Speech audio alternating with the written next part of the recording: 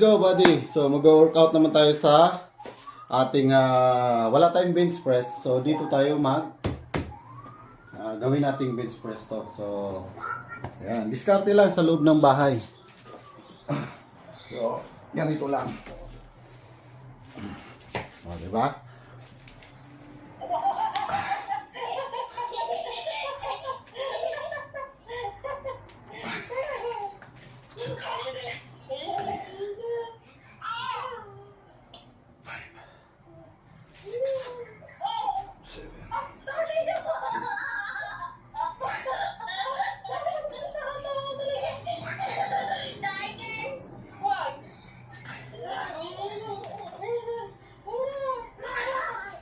So ayan, maganda sa ating upper chest yan. At ito naman, maganda sa ating center chest. So let's go.